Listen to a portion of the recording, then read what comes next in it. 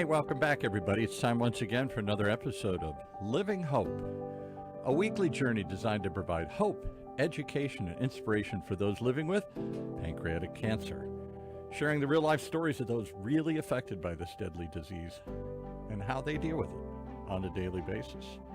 And, well, we're going to talk about a whole panel of people who are going to help you deal with it here. Let's bring Roberta in. What's that all about here? Hi, Paul. Good to see you. And we have some sunshine today, so yay. Yay. Wow.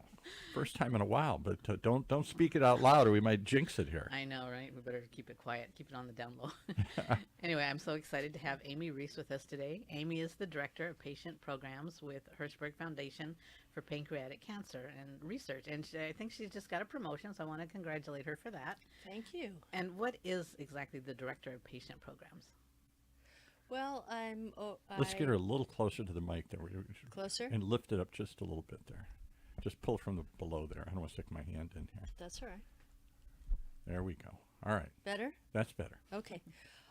We said you two are sisters, but you're a little taller than Roberta, so. I know. Well, sometimes, when they're twins, then the one always gets the tall gene, and I got the short gene. Okay, so, all right. All right. Director of Patient Programs. So I'm the first contact with someone who reaches out to the foundation for patient resources or family resources. And then I oversee the symposium and barbecue and all kinds of patient events that we have throughout the year.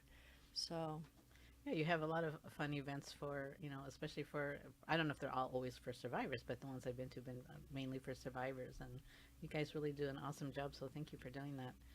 In fact, you mentioned the symposium, and that's really why we're here today, because we have a symposium coming up, and I believe it's your 18th symposium? it is the 18th, Wow. and that's on April 13th on the campus of UCLA at the beautiful Luskin Conference Center, where we've been for a number of years now. And what is the symposium?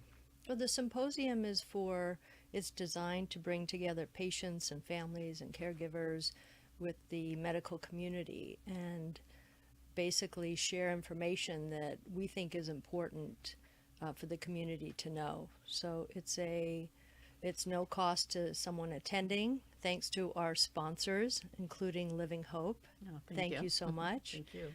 And the UCLA Department of Surgery and Novacure, and then a number of supporters, families and trusts that know how important this event is to the community. It's to educate, empower, and engage is how I always think of it. So we educate the community in layman's terms on a number of topics, a lot of which we get from people who fill out our survey and evaluation form after every symposium to say what topics and subjects they're interested in learning more about. So that's important. And really getting a group of pancreas experts to talk to us, and I'm excited to share with you all of our speakers and topics for this year.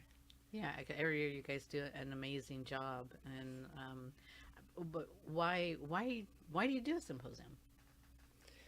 Well, it's part of what the Hirshberg Foundation is all about, and that is bringing the community together and educating. Because the more people know about this disease, the more that early detection is possible, the more of long-term survival is possible.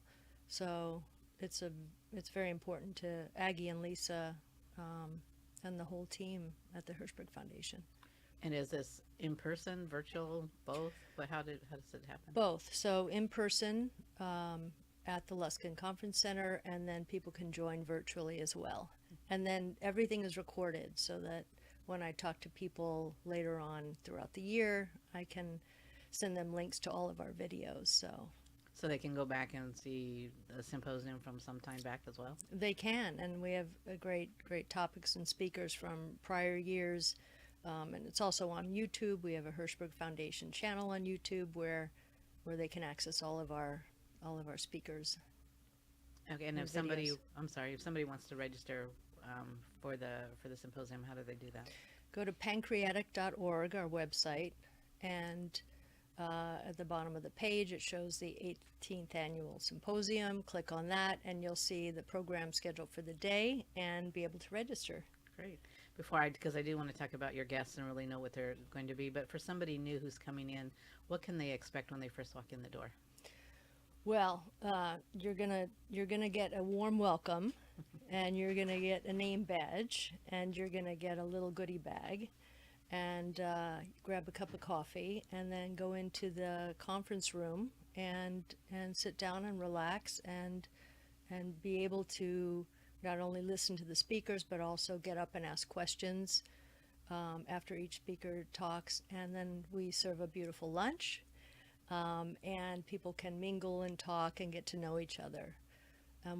What I love about the symposium is that when people first walk in, and I know most of the people that are walking in, and I know if they're newly diagnosed or if they know other people, but by the end of it, you see hugs, you see people exchanging phone numbers, email addresses, and it really is the engaging part of the event. Yeah, it's something I've always enjoyed because, you get to see other survivors and meet the ones that you've known for a while and also meet some new ones. And also the caregivers have a chance to kind of get together and compare notes and get advice and help. So it's really, the engagement is really, really important. And I thank you for doing that because it's something that we've missed, especially during COVID, and to be able to come back and do that is really awesome. So thank you. So tell us some of the guests you have. I know you have some amazing guests. I did look at a few of them, and you have some really amazing people. So if you can just tell us who you have and a little bit of what they'll be speaking about. We do. I mean, every year I look forward to listening to the speakers and all of the topics. But this year in particular is pretty special. We have a couple, the first two speakers are also on our scientific advisory board. So we're really excited that everyone will be able to gather and be together for this. So what we try to do every year is a pancreatic cancer progress report. And it's wonderful to start off and share with everybody what's happened in the last year, what's on the horizon. And Dr. Eileen O'Reilly will be coming from Memorial Sloan Kettering Cancer Center. She's a clinical scientist whose research focus involves integration of molecular and genetic-based therapies for pancreas cancer, along with development of adjuvant and neoadjuvant treatments and identification of biomarkers for therapy selection. So Dr. O'Reilly knows her stuff, but she's going to review current state-of-the-art treatments for pancreas cancer as well as the genetics of the disease, and she'll discuss emerging targets, immunotherapy, and vaccine approaches that are in development. She's working on an off-the-shelf vaccine for pancreatic cancer patients who've already been diagnosed, and there are no evidence of disease, but every once in a while the cancer comes back, and to be able to have a vaccine off the shelf for a cancer patient to be able to take is pretty incredible. Yeah, I already want to ask you a bunch of questions about that, but I know we have to wait for the symposium. We have to wait, but they're also at Memorial Sloan Kettering working on the mRNA trial where they take part of the tumor of the pancreatic cancer patient, it gets sent to a lab, and a personal vaccine is created. And so that's in phase 2 of clinical trial at Memorial Sloan Kettering, and I believe throughout other centers around the country. So not only the personal vaccine she'll be talking about, but also this off-the-shelf that's being created. And that's a game changer. Yeah, definitely. So I'm very excited to hear about that. Diane Simeone, Dr. Diane Simeone, who's currently with New York University Langone, but as of April 1st, she'll be with UCSD, the UC San Diego Moores Cancer Center. She'll be the director of the Moores Cancer Center. So we'll have her on the West Coast, which is fantastic. The university is very excited for her to be there. She's excited to be there as well, and she has a lot that I've been reading about that she's hoping to do at UCSD, and she's very hopeful. But she's going to be talking about PRECEDE, which is the Pancreatic Cancer Early Detection Consortium. So she's developed that with others, and that's really for high-risk individuals to be able to to get their blood tested, potentially have scans, and to be able to be in a database. The hope is to take that information and 10 years from now be able to brag about a 50% survival rate as opposed to 13% currently for 5 years or more for a pancreatic cancer patient. So they're hoping that with more information about early detection, that will really move the needle for survival. Yeah, I agree. It's something that's really important. We really need to get the early detection in there. So that's some amazing news you'll have, I hope. Yeah, so it's the Pre-Seed Consortium is an international collaboration of 50 centers to study a large longitudinal cohort of individual at heritable risk for pancreatic cancer. So to be able to hear her speak about it and ask questions is going to be terrific.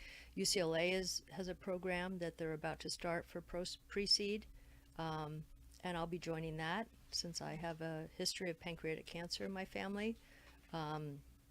My sister, who lives in San Diego, will be joining at UCSD, so they're at centers all around the country.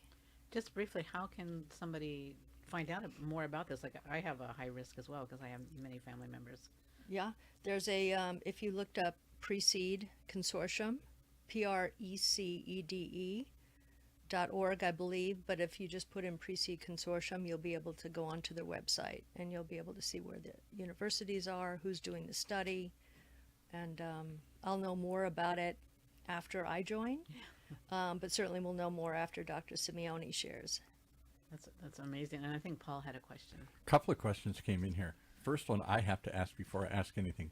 What is a longitudinal cohort?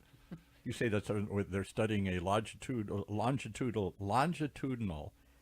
over some period wide something? Long, yes. Long. Okay. Yes. I can't even say the word longitudinal. No, forget it. Longitudinal. Longitudinal. I'm going to add that to my vocabulary. All right. You so casually talked about a vaccine. Yeah. And this is already, if you have pancreatic cancer, from it reemerging, not to prevent it from getting the first occurrence. Correct. But, you just have to imagine, Paul, what may be down the road, right? So that's why isn't that front page news on the Wall Street Journal and everything else here? That's huge. If that's even in clinical, it's already in clinical trials right now. Yeah. So the personalized vaccine had a phase 1 trial of, I believe, about 16 patients, and half of them had an incredible response to this personal. Again, they take a piece of the tumor, it gets sent to a lab. They're able to create their own personal vaccine, and it gets put into the back into the patient. So again, these are people that already have pancreatic cancer. Yes. But it's in remission, or it's not. Well, we'll have to learn more about that. I mean, I'm not an expert on this, but I've read many articles, and keeps it from coming back. Is that the gist? That's the idea, right? Right. So. Half of the people had a fantastic response to it. I don't know how many years it's been, but to be able to. I didn't even know that was on the horizon. And the other one that Aggie always talked about when she was here is, I don't know if that's any closer, is a blood test.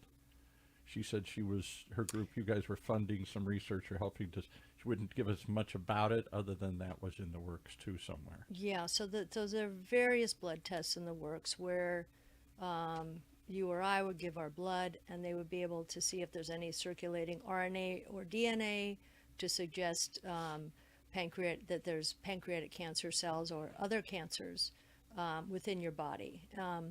That's still being worked on. It's not ready for prime time yet. Okay.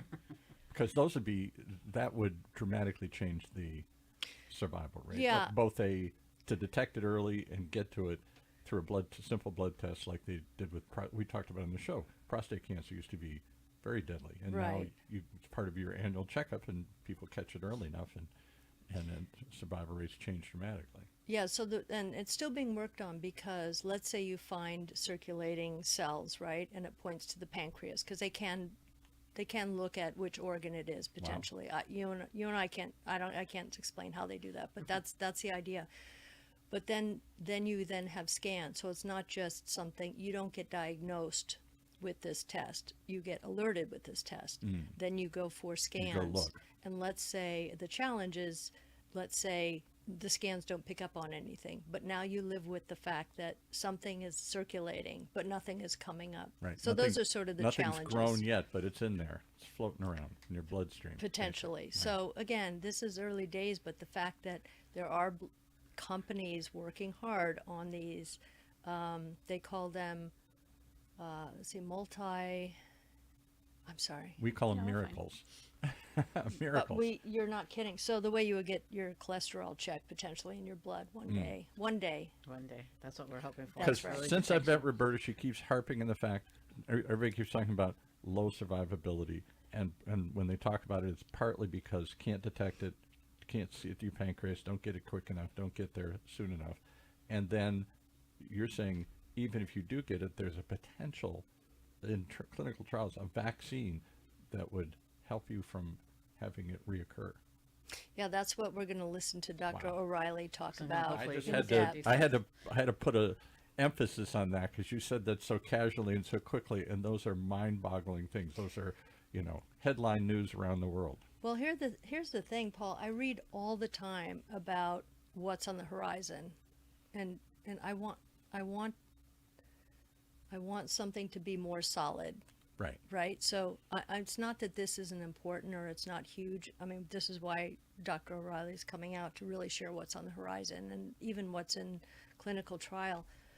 But like myself and Aggie and Roberta and everyone I know that's been touched by this disease, we want some solid, straightforward information Right. about early detection and cure. So Anybody who has an interest in this or has pancreatic cancer or knows somebody has pancreatic cancer can come to this symposium for free. And here, there must be a limit to how many people you can feed or serve or fit. that's right. We have about 150 people in person that are comfortable in the ballroom. So there's still room at this time. Wow.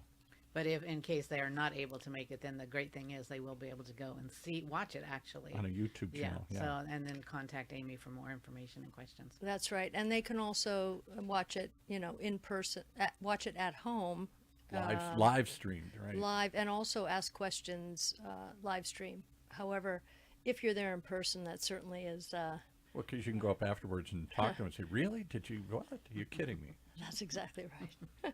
All right, I'm sorry to butt in, but that just seemed like big news that I had to call out here. All right. It is. Listen, I hope I can back here next year And tell us it happened. with confetti. There you yeah. go. Yeah. All right. Yeah. Yep, Right. we'll have confetti and cake. and Paul can vacuum it all up.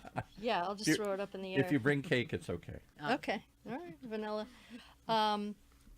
Dr. Herman is coming, and Dr. Herman is currently the medical director for histosonics and adjunct professor at the Institute of Cancer Research at the Feinstein Institutes.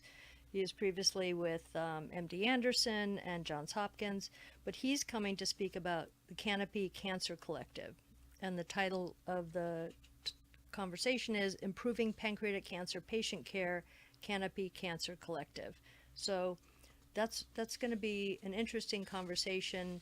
We'll be learning about the health network of leading cancer centers that are part of this network. There are 14 currently NCI designated cancer centers dedicated to improving care and outcomes in pancreatic cancer. So they connect top medical care providers, cancer researchers, and wellness specialists to formulate and foster best practices. UCLA is part of that, UCSD, UCSF, many other institutions. And really it's about how do we improve patient care and how do we share best practices throughout these institutions, which is fantastic. I got to butt in one more time because we've did a couple of shows on that. Do they share well? Do they play well together, all these different institutions, or they hold it to the vest because they're trying to get funding and research and whatnot, and we think this might work and we want everybody to come here? Well, in this case, I hear what you're saying, but in this case, it's about how to improve patient care. It's not so much a secret sauce or a secret, yeah. or secret machine or a secret research. Yeah, and everyone who joins should be excited to be able to collaborate and share information and have best practices potentially adopted across every medical center to help the pancreatic cancer family. I can't imagine why. Now, I'm going to sound like Pollyanna, but I can't imagine why there wouldn't be. I can't either. And not just pancreatic cancer, we hear it all the time. You know, everybody's in their silo. And so I That's do my right. thing my way. Maybe it's not that I don't want you to know, but we're just focused on what we do. And there isn't a lot of cross-sharing of best practices or information. Well, I It think seems when like. you're talking about the patient care, I think it's something that everybody is pretty much on board. At least in my experience, what I found is I have sometimes I say too many doctors, but they're all on board with what's happening and trying to provide the best care for their patients. So That's exactly right. That's my experience, and I'm, meeting some wonderful doctors, and no, I think if anyone joins this, it's for the good. I can tell you about collaborating Aggie with our seed grant program at the Hirshberg Foundation is now all about collaboration as well. So she's always been about share whatever information you have, get out of your own lab, and let's work together to make a difference. So that's where I'm coming from, Paul. Me too. But I've just been startled, not just pancreatic cancer, but again, they get in, networks don't share it too well with each other for whatever reason. They don't have any mechanism to do it or any motivation to do it. I don't know what it is, but I don't see different hospitals cooperating. I think what we're saying, at least with pancreatic cancer, is because I think they're finally realizing if we don't share, we're not going to make any changes. Right. And nobody wants to see, us continue or go in a downslope where we're going back to only 4% or 5% are surviving. So I think we are seeing big changes as far as in the pancreatic cancer community with doctors and researchers sharing information. And even with the UC centers, there's a UC Pancreatic Cancer Consortium across the UC campuses. So UCSF, UCLA, UCSD, and two others, and there's a group to share information within the north-south 5 universities. Mm-hmm. So I think that's changed over the years, and I certainly hope so. I hear more and more about consortiums, collaborations. So, But even that's just within the University of California system. So you've got 5 or 6 different campuses, 5 or 6 different hospitals, research centers and stuff. I mean, I don't know if they're cooperating with University of Michigan or something, or wherever I went to school or something. yeah. Well, the APA that I go to every year, the American Pancreatic Association, hundreds of doctors, scientists, clinicians sharing the latest information with each other. So I see a lot of collaboration. I see a lot of generosity in sharing their information. Maybe it's just my negativity then here. Maybe it's much more pervasive than I think it is here. Yeah, like I said, I've seen the changes just from when first diagnosed to now, and there is a big collaboration of getting together and sharing the information, because that's the only way we're going to find anything with this disease to fight it and to beat it. So I'm seeing an improvement. Which is why you got to go to the symposium, because That's you're right, going that's to one hear of the people many share reasons. information. That's what I'm getting at here, right? This is Paul, we need just the positive energy. yeah, I think I'm So- doing it right. A good positive So if energy. you can just try to get on our bandwagon, on your wavelength there, we would be very I happy. can get off the negative bandwidth. That's right. We'll get them there. We're slowly getting I them there. mean- It's improved. Trust Me and the me, rest of the in country the last here. couple of we're- years, yeah. we've been able to get them slowly into the positive. So Okay. we'll get them there. Okay, let's speed that up, Paul. All right. All right. Mariana Niles-Swiller is from UCLA, is going to speak on genetic testing for pancreatic cancer. We haven't tackled this since 2019, this topic. I mean, we have through webinars, which is terrific, but to really get this group together and share is important that we circle back. So she's going to answer the question that many individuals impacted by pancreatic cancer ask: genetic counseling and testing. What is it and why does it matter?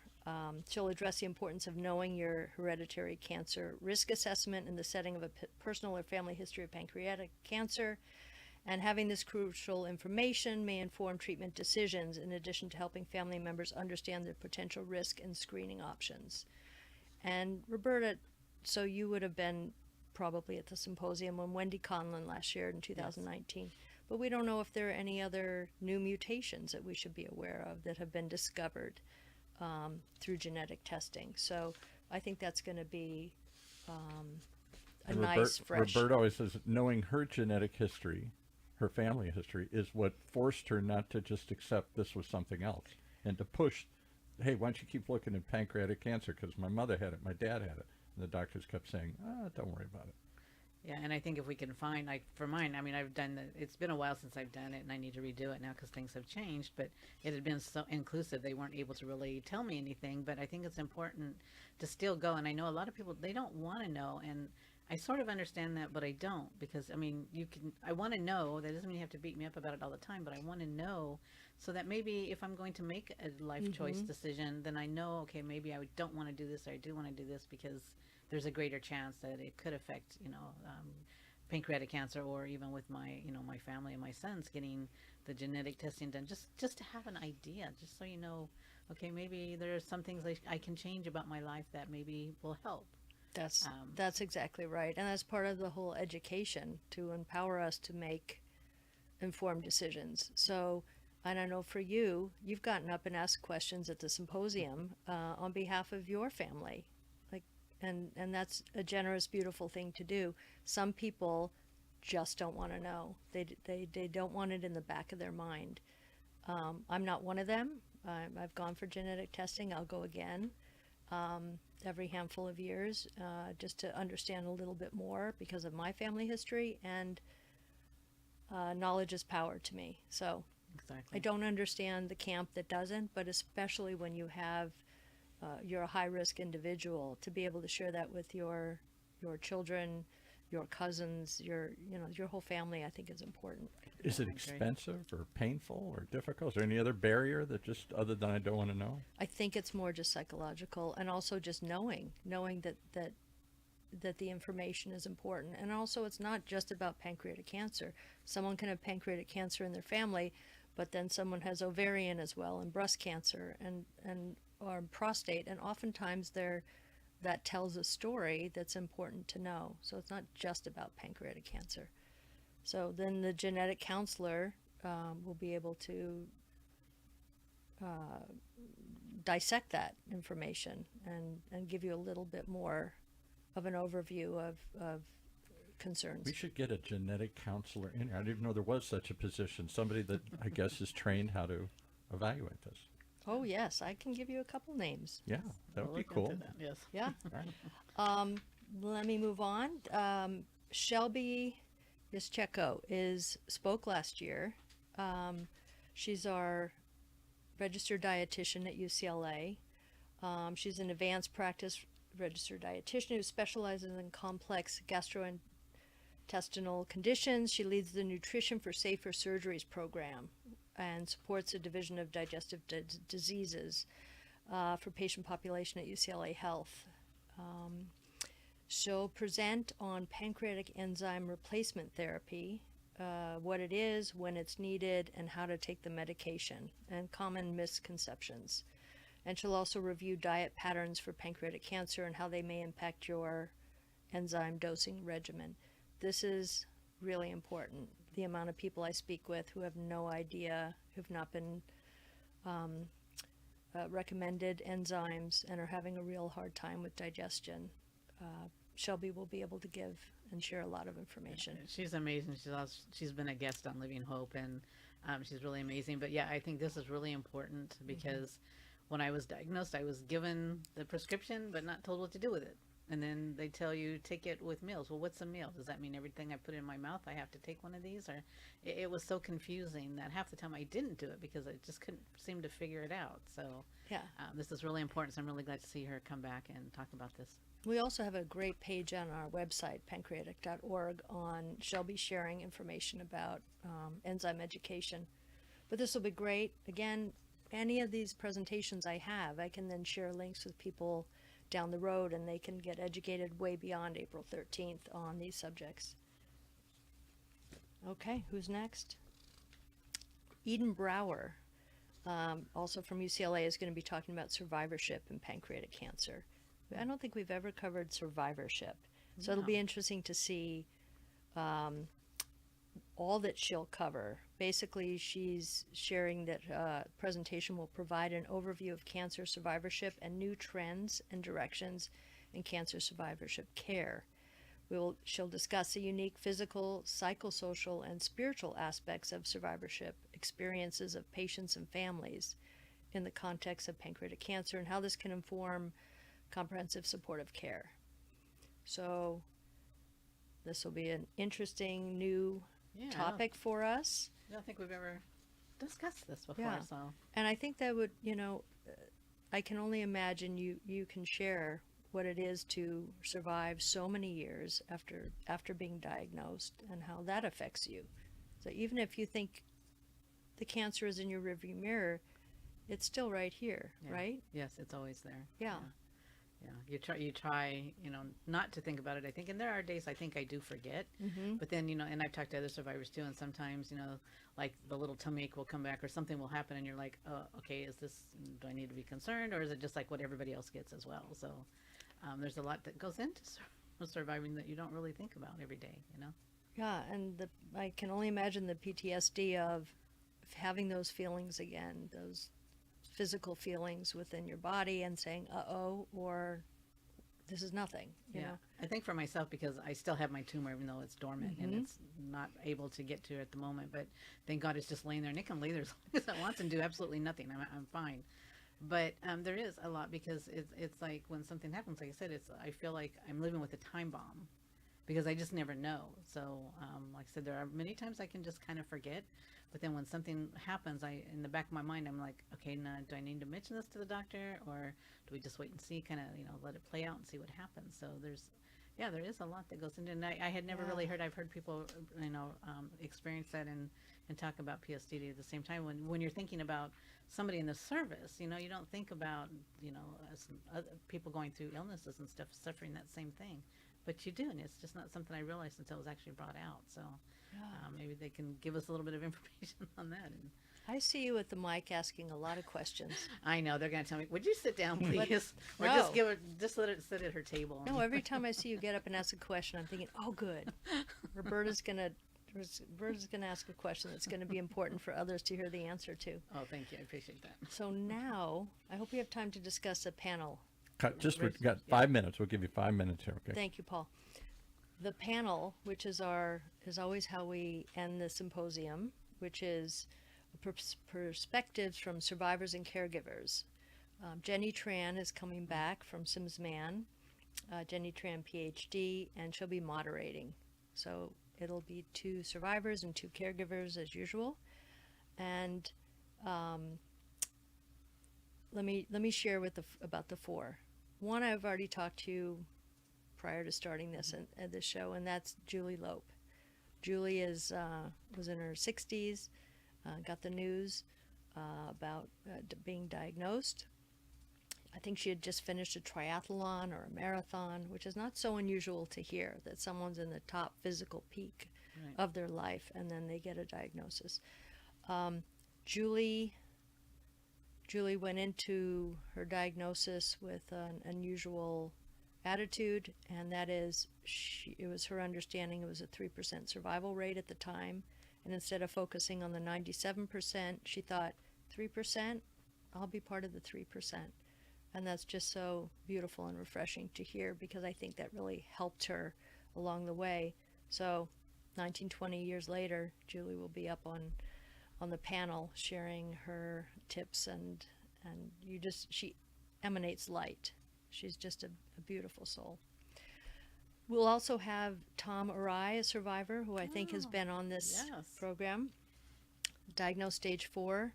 He's a survivor of 8+ years. I don't know when he hits number 9, but he will be talking about his journey, as well as the 2 clinical trials that he's been involved with. I think it's important to highlight clinical trials and hope that people consider them as well as standard of care treatment. And Tom did something similar to all the extraordinary people I know, like yourself, which is his doctor said, his doctor was connecting him with other patients to share his story, and he said, I have to give back, and started a weekly support group. So that's pretty incredible. Yeah, definitely. I'm looking forward. I didn't realize Tom was going to be there too, so that's really, And he does. He has. I believe it's on Friday mornings. It is. that they do that, and I haven't been able to be on for a while, but I want to come back because I really do miss speaking and seeing all the other survivors. Yeah, and so this is unusual. Tom's wife, Tony, Oh. will be one of the caregivers. Oh. We've never had a husband and wife, partly because we want to make sure that the survivor or the caregiver has a chance to really tell their story in their own way. But this is after talking to Tony, who had volunteered to be on the caregiver panel. She has so many insights into how to support your loved one, and really some ABCs of moving forward in a positive way and making a difference. So Tony could have the hour by herself, but she won't. But I basically said to her, you got to pick out the top 10 things that you're potentially going to talk about, or the top 5, because there really is so much practical information that she's going to be able to share. Right. Ray is our other caregiver. He's, I believe, our first son. His father had been diagnosed. At that point, there was a 5-year survival, 5% when his father was diagnosed, and he said his father made it 10 years, and he has some great information to share as well. His father was living out in Las Vegas. He made sure he came back to Los Angeles. He ended up being treated at UCLA, but he'll focus about getting your medical team together, and also what it's like as a child of supporting someone with this disease. So it's a great panel. It really is, and I mean, just to hear the survivors and caregivers speak is worth it on its own. But just you have so much other great information that really I can't encourage people enough to go sign up, register. If you can't, register for the virtual, because you won't miss anything. I mean, it's just a great thing, a great program, and I really appreciate you know, the Hirshberg doing this for so many years, and appreciate you coming and speaking again about it, and just so much information. I wish we had more time, as always. Oh, we can take more time. Well, I think Paul's giving me the signal here, so I think I better wrap it We're up. done. But we're never done, though. This is a great conversation, and it's a continuing. There's so much to digest in there. Tell us where to go to sign up, to get tickets. Pancreatic.org. That's it. That's simple. It's that simple. And click on the symposium page, and you'll be able to see registration. And when we're at capacity, we'll let everyone know. But for right now, there's still availability. And the date again is April 13th. It's a Saturday. April 13th. Yeah. Okay. And at what time is we? I don't think we gave a time. We check-in is 8:30, and we begin at 9 o'clock. And it's all day or half a day? It's 9 o'clock to 3 o'clock with 2 breaks and lunch. And we wish it really could go longer, because there's a lot of information and you want to talk with a lot of people and just get everything, but it doesn't happen, unfortunately. But we want to thank you again for Bring her back as you get closer. Yes. We'll give her another shot at the bite at the apple here. Thank you, Paul. But we appreciate you coming, and I want to dedicate today's episode to Julie Lope and also Tom Reiss. They both have very amazing stories, and it's worth just coming and connecting for nothing else, just to hear the survivor and caregiver stories, but especially the survivor stories. It's something we need to hear more of, and we thank them for being part of the panel and for sharing their journey, because it's not always easy. So thank you, Julie and Tom Reiss, and thank you, Amy, for coming down and being with us. We greatly appreciate it. And to the Hirshberg Foundation, thank you so much. Thank you.